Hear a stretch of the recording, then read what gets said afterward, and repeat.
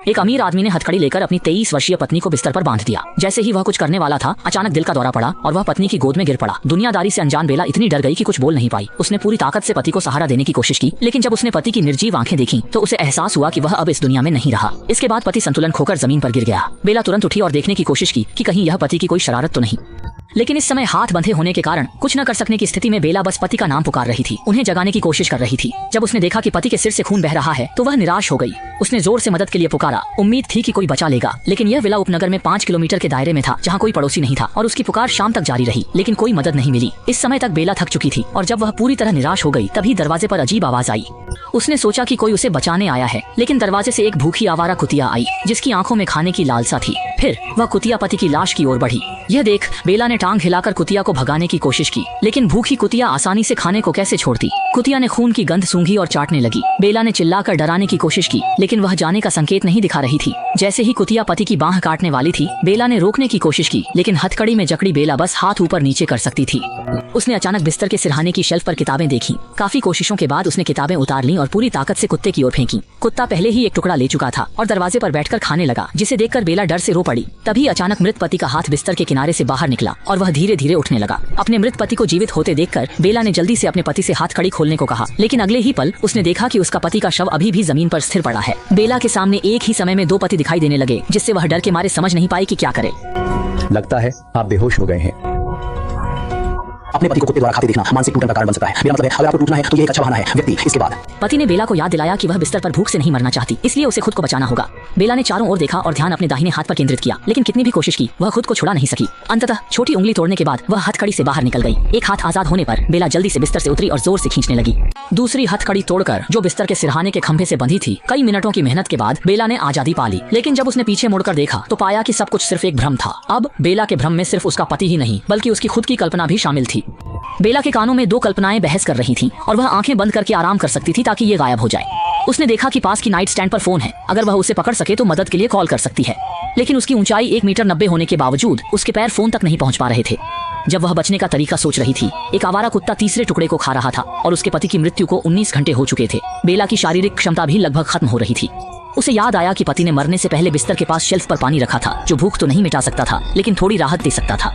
उसने दाहिने हाथ से शेल्फ उठाया और जैसे ही पानी का गिलास गिरने को था, उसने बाएं हाथ से पकड़ लिया, लेकिन सामने खड़ा उसका पति बेला का मजाक उड़ाने लगा। आप हंस रहे हैं। क्या हुआ?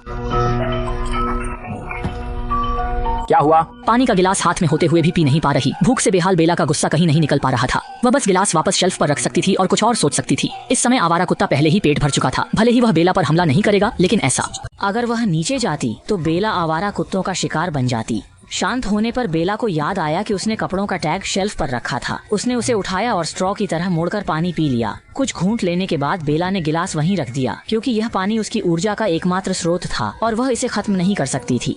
थोड़ी राहत के बाद बेला गहरी नींद में चली गई, लेकिन दरवाजे पर पहरेदार कुत्ता कुछ भयानक देखकर भाग गया। जब बेला जागी तो एक अजीब विशालकाय उसकी ओर बढ़ रहा था। विशालकाय ने मुस्कुराते हुए डिब्बा खोला, जिसमें गहने और मानव हड्डियां थीं। उसने तुरंत आंखें बंद कर लीं। वह चाहता था कि यह बदसूरत दानव एक भ्रम हो। पति की छवि ने बेला को याद दिलाया कि यह दानव शायद वही कुख्यात मृत्यु का देवता हो सकता है। लेकिन जब बेला ने आंखें खोली तो दानव सचमुच गायब हो गया था, पर 30 घंटे से बंधे हाथ सुन्न हो चुके थे। जब आवारा कुत्ता फिर से कमरे में आया, उसने बेला के दाहिने पैर को चाटना शुरू किया और फिर अचानक उसकी टांग पर झपट पड़ा। सौभाग्य से बेला के लात मारने पर कुत्ते ने हमला छोड़ दिया और चला गया, लेकिन बेला जानती थी कि यह सुरक्षा अस्थायी है। जल्द हथकड़ी से छुटकारा पाकर ही बचा जा सकता है। उसने शेल्फ पर कप देखा और उपाय सूझा। अगर वह कांच का कप तोड़ दे तो बाएं हाथ को घायल कर खून बहा सकता है, जिससे चिकनाई से हाथ को हथकड़ी से निकाल सके। अत्यधिक खून बहने से बेहोशी से बचने के लिए बेला ने फोन और कार की चाबी की ओर देखा। अगर दोनों हाथ मुक्त हो जाते हैं तो वह मदद के लिए फोन कर सकती है और गाड़ी चला सकती है। सब तैयार होने के बाद बेला ने धीरे धीरे सांस नियंत्रित कर कप उठा लिया। फिर उसने जोर से शेल्फ पर मारा। ग्लास कप टूटते ही बेला की हथेली कट गई, पर खून कलाई ढकने के लिए पर्याप्त नहीं था। बेला ने ग्लास का टुकड़ा शेल्फ पर फंसा दिया और हथेली को ऊपर से नीचे तक खिसकाया, जिससे खून तुरंत पूरी बांह पर फैल गया और उसका दाहिना हाथ हथकड़ी से मुक्त हो गया। वह बिस्तर के पास आई और बिस्तर को दूसरी ओर धकेलने के बाद उसने मोबाइल फोन हासिल कर लिया। इस समय तक बेला को फंसे हुए 3 दिन हो चुके थे। मोबाइल की बैटरी खत्म हो चुकी थी। बचाव योजना विफल होते देख बेला जल्दी से अलमारी से चाबी लेने गई, लेकिन दाहिने हाथ की चोट के कारण चाबी नहीं पकड़ पा रही थी। मजबूरन उसे दांतों से हथकड़ी खोलनी पड़ी।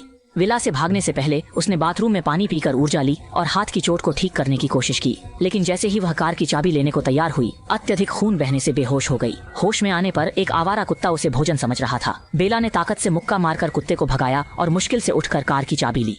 जैसे ही उसने कार का हॉर्न सुना, वह खुशी से झूम उठा, लेकिन आवारा कुत्ते जैसे किसी भूत को देखकर दरवाजे की ओर देखने लगा। फिर डर के मारे चुपचाप एक कोने में छिप गया। बेला उत्सुकतावश वहां गई और देखा कि गलियारे के अंत में वही बदसूरत विशालकाय खड़ा था जो पहले भी दिखा था। पिछली बार विशालकाय के गायब हो जाने से बेला को लगा था कि यह भी भ्रम है, इसलिए उसने हिम्मत जुटाकर अपनी अंगूठी उस विशालकाय के गहनों के डिब्बे में डाल दी और फिर रातों रात विला से भाग निकली। लेकिन क्योंकि बेला ने 3 दिन से कुछ नहीं खाया था और खून बहने से कमजोर हो गई थी, थकान के कारण गाड़ी चलाते हुए पेड़ से टकरा गई और बेहोश हो गई। जब होश आया तो वह अस्पताल में थी। उसके दाहिने हाथ को छोड़कर, जिसे ठीक होने में समय लगेगा, बाकी शरीर में कोई गंभीर चोट नहीं थी। उसने सोचा कि समस्या यहीं खत्म होगी, लेकिन आने वाले दिनों में वह बदसूरत विशालकाय उसके सपनों में आने लगा। जब बेला इन बुरे सपनों से छुटकारा नहीं पा सकी और टूटने की कगार पर थी, तो एक खबर ने उसकी उलझन सुलझा दी। खबर में एक आदमी जो पीठ पर बैग लटकाए था, अदालत में पेश किया जाने वाला था, और यह आदमी वही बदसूरत दानव था जो बेला को परेशान करता था। असल में यह दानव अंगों के विकार से पीड़ित एक कब्र लुटेरा था, जो असल में इंसान था, और अदालत ने उसे गंभीर कब्र लूटने के अपराध में आजीवन कारावास की सजा दी। दानव की छाया के बिना बेला का जीवन फिर से सामान्य हो गया।